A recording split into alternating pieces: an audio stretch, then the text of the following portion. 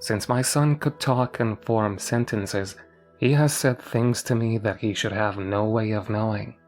It started out with him saying things like, "Mommy, don't worry, I still think you're pretty." That day I was really struggling with my body image. I put on a few pounds and hated myself. Of course, I didn't let my son see me crying in the mirror or grabbing the rolls on my stomach. I mean, little boys always think their mother is beautiful, right? It's not like he knew. Soon after that, he mentioned to me that he missed Bethany. I asked him who Bethany was, and he looked at me like I was crazy. He told me it was his sister who died. My son never had a sister. However, I had one who died at 16, whose name was Bethany. I never mentioned it to him. I thought maybe it was a fluke. Next, I lost my job. Once again, he had no clue it happened.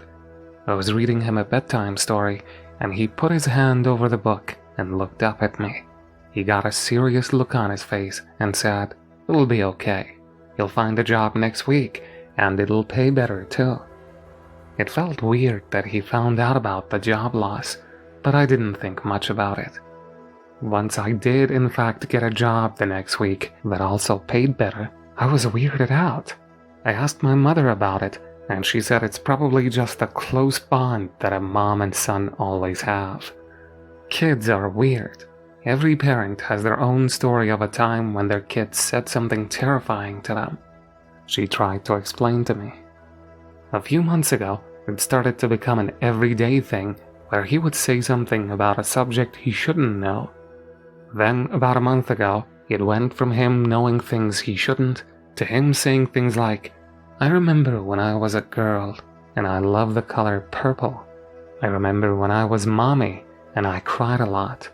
I remember when I was mommy, and I wanted to run away." This felt weird to me. It wasn't like he thought he was a girl. I asked him once why he thought he was a girl. He looked at me frustrated and said, "I'm not a girl now. I was a girl before I was a boy." He kept telling me stories of all the things he did when he was a girl. He would tell me things about myself that I've never told anyone, not even my husband. When I told my husband I was starting to get scared of my son, he said I was being dramatic. I guess it doesn't help my case that I didn't tell my husband everything that my son said to me. When he said things like missing his dead sister, that was one thing, but, well, let's just say I have not always been a saintly woman. I have a past. I mean, we have all done things that we're not proud of, but my husband doesn't know about these things. First of all, I stole a lot as a teenager. Nothing too crazy. Honestly, I think a lot of teenagers do that. The more serious things I kept from him are, I got a DUI in college. My ex has a restraining order over me. I was a stripper for several years. And worst of all, I cheated on my husband a few years ago. It was dumb, and I regret it, but I will never tell him. My son had mentioned doing all of these things when he was a girl or when he was mommy. Of course in child terms, but nonetheless, he described all those things. He hasn't mentioned much to anyone else, mostly just me. He hasn't come right out and said that he was me or anything. If he were me, maybe he doesn't realize it. Maybe he just has random, fuzzy memories of another life. Last week, I noticed he seemed down. He wasn't really talking like he normally does. I felt like a terrible mother. I was thankful he wasn't talking. It felt like every time I talked to him, I got more and more scared of him. One day, he crawled into my bed with me in the morning. He took a deep sigh and looked at me.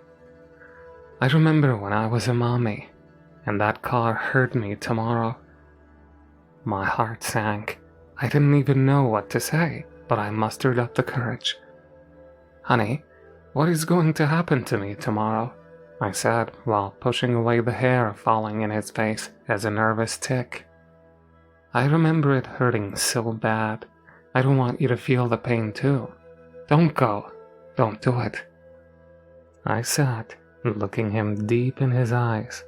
My bed, which felt so warm and comforting a few minutes ago, now felt cold and hard. What was going to happen to me? I kept asking him. Every time I asked, he got more and more upset. My husband woke up after I asked him for the 5th time. He got so mad. I can't blame him. I was clutching our son's shoulders and screaming, "Tell me, tell me," I said over and over and over again. My son didn't talk to me for the rest of the day. The next day, I tried to explain to my husband what our son said and how I was scared.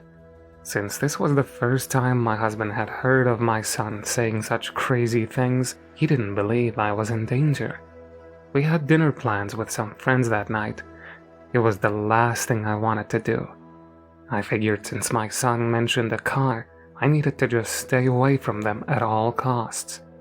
I tried to convince my husband I was sick, but he, of course, didn't believe me.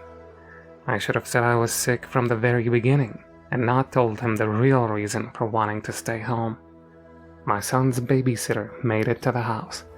As we said our goodnights to our boy, he gave me a sad hug. Not only that, but he couldn't take his eyes off my left hand.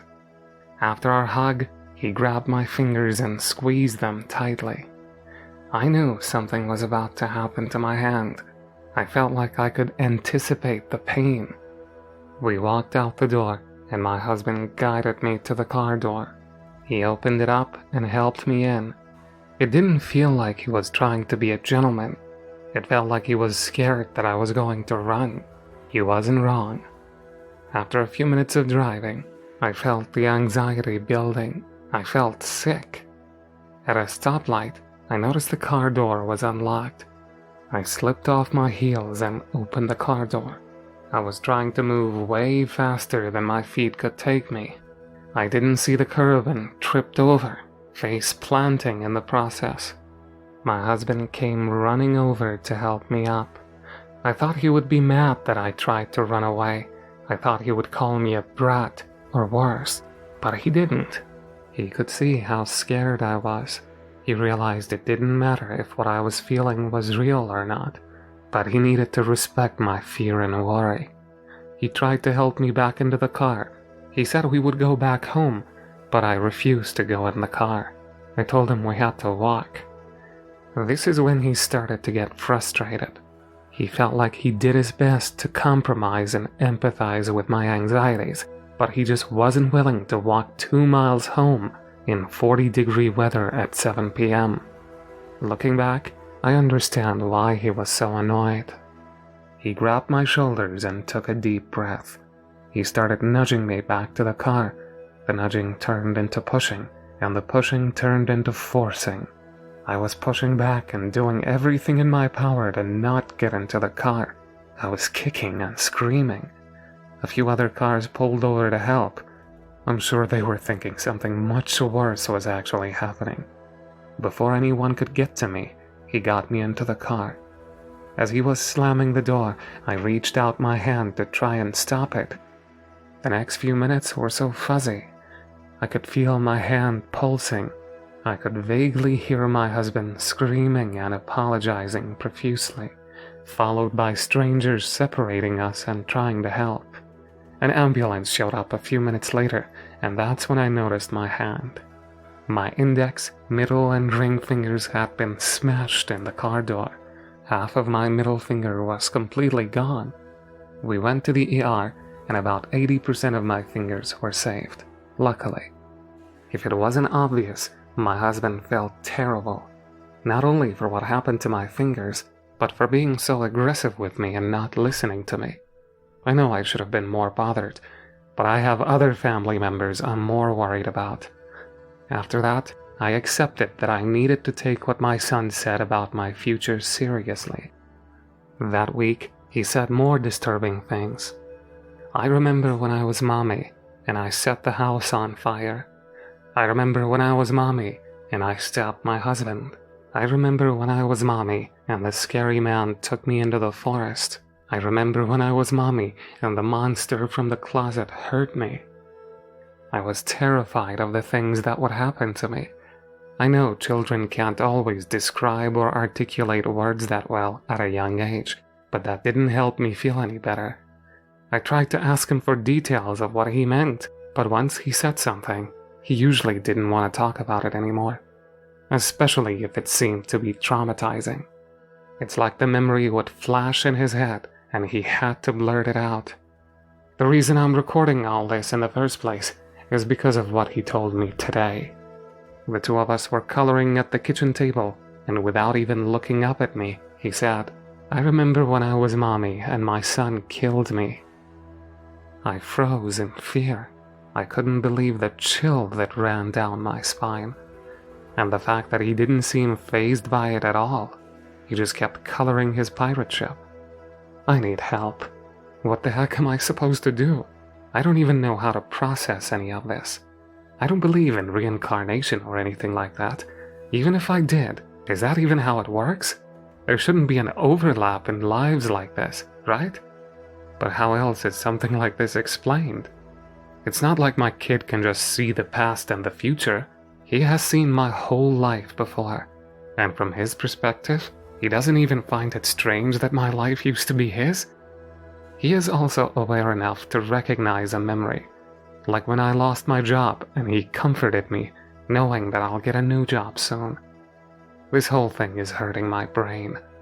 I love my son, but I'm so terrified and feel crazy. Someone, please help me. I don't know what to do.